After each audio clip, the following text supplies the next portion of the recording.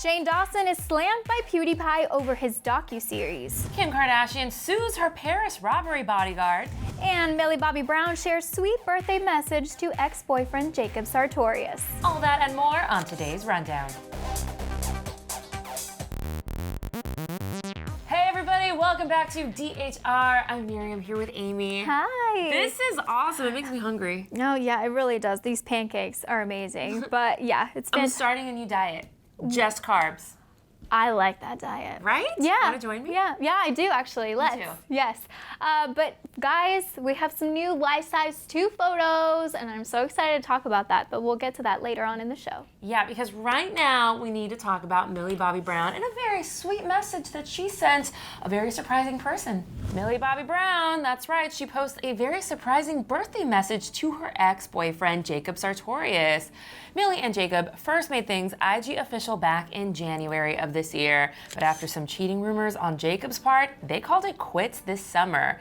Millie said, "The decision with Jacob and I was completely mutual. We are both happy and remaining friends." All right, well, Jacob echoed Millie's thoughts, writing, "The decision with Mills was completely mutual and we were both happy and remaining friends." I'm assuming they coordinated that. However, despite their allegedly amicable end, the two did unfollow each other on the gram. Now, it's been a few months, and Jacob is now an entirely new age because he had his birthday. So guess what? They're back to following each other on Instagram and writing sweet notes to each other. So much so that people are starting to think that the former couple ain't so former and they're back on. On October 2nd, Jacob turned 16. In celebration of his special day, Millie posted a photo of the two of them on her Instagram story, which was captioned, "Happy birthday, Jacob Sartorius, love you," with a heart emoji. And quote, "You're so old now, Now, Millie posted a follow-up image that said, quote, "Friendship, a relationship between friends." So clearly she was responding to the fans who were reading more into it, but I'm still reading more into it. Yeah, I don't know. Like, I guess we really could, but I also just think that she just shows maturity. I mean, not everyone can get along with their ex, especially with all the cheating rumors and everything, but she can. And it's just sparked a whole lot of rumors. So now I think we're all just confused. But do you want there to be more? No, I think she's too good for him. Ooh. Yeah. A lot of us received our very first presidential alert on our phones yesterday. Hopefully the last. Hopefully the last. People have some thoughts. On Wednesday, nearly all of U.S. smartphones received a message that read "Presidential Alert," causing celebrities to poke fun at the test alert. The message was only a test of the Federal Emergency Management Agency's newest system, and as it read, no action was needed. Unless you are a celebrity. Late night host Jimmy Kimmel said, quote, "The idea of letting President Trump send a text message alert to every American may sound like a bad idea, but what do we do here in Hollywood when we have a bad idea? We make a movie out of it." Take a look. This isn't a tweet. This is a text message. That's impossible. He can't text us. You have 21 new messages from Donald Trump. No! Get out of here! We're not safe in here!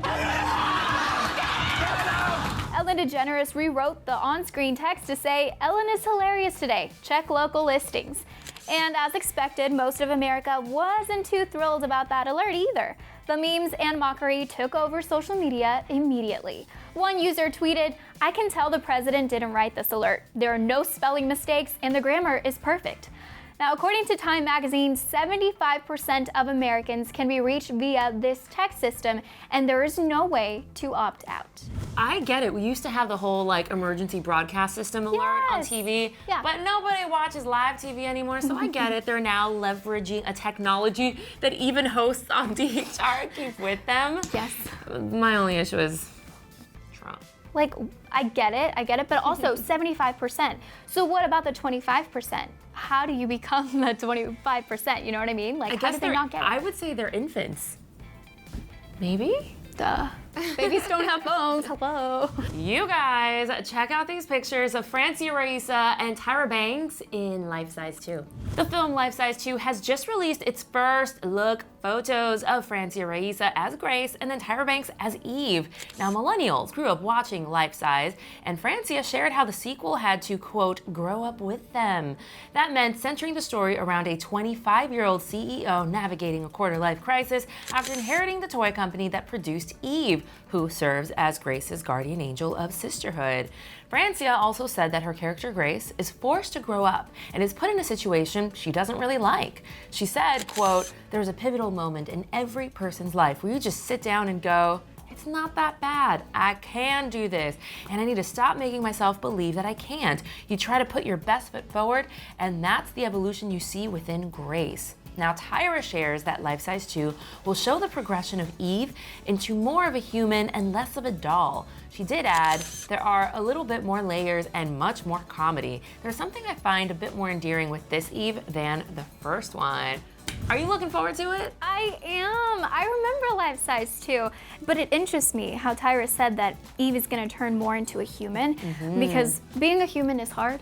So hard. I mean, we can all relate to that, and I really like what Francia had to share about what Grace is going through. I think that's also really relatable. Yeah, I think it's really good that they're growing the brand with the audience. Guys, Kim Kardashian is suing her Paris Robbery bodyguard for $6.1 million.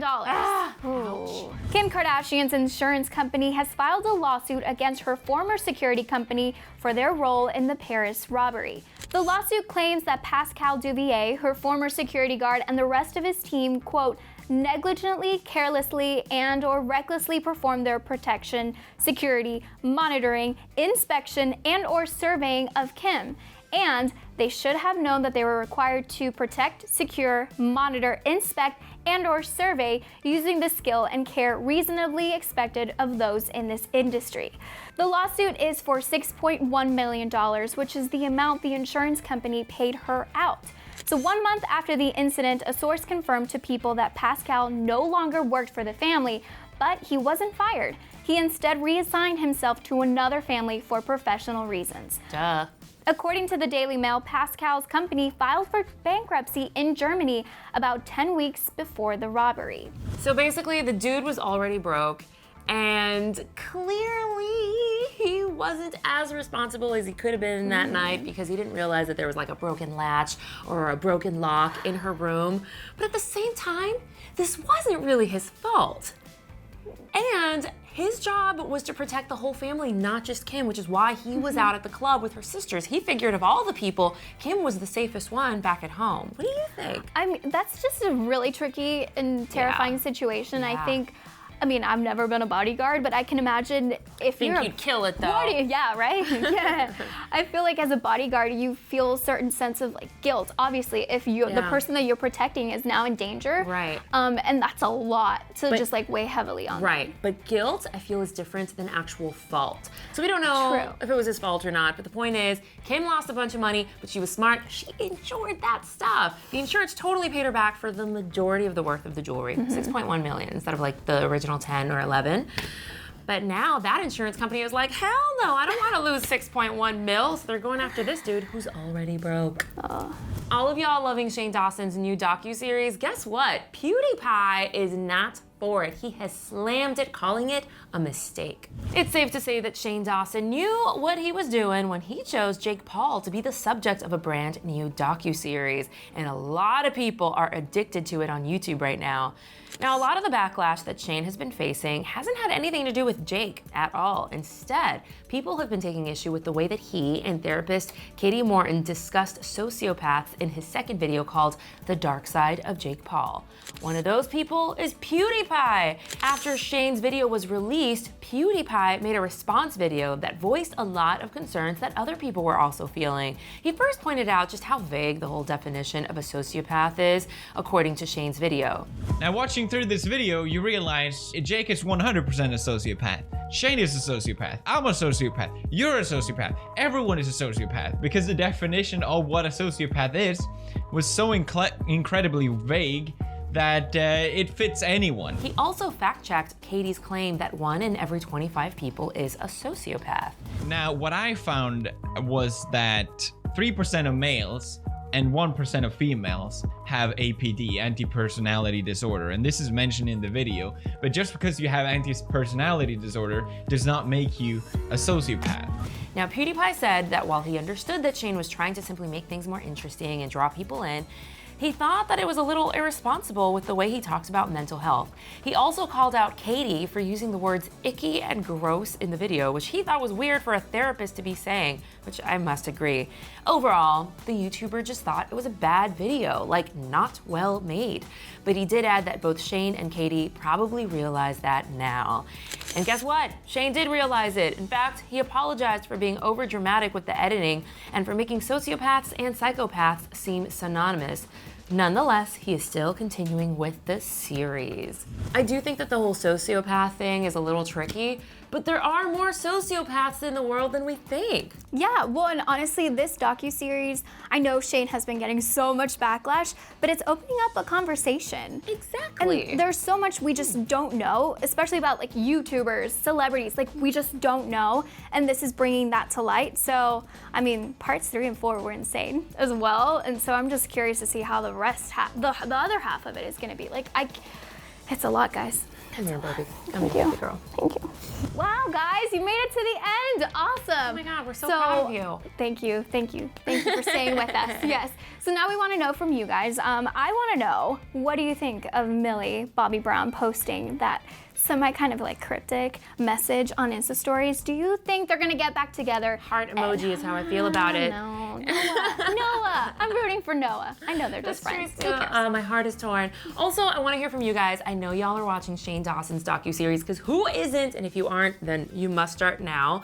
What do you guys think of like their whole conversation about sociopathy, science word, and how that relates to Jake Paul? Let us know in the comment section, and definitely hit us up on the socials at Miriam Isa on Twitter, at Miriam_Isa on Instagram, because some stole my handle. What about you? What? I know. Oh my gosh. Yeah. Well, no one's stolen mine yet, but mine's everywhere at Instagram and everywhere. Twitter at Amy Cassandra MTV.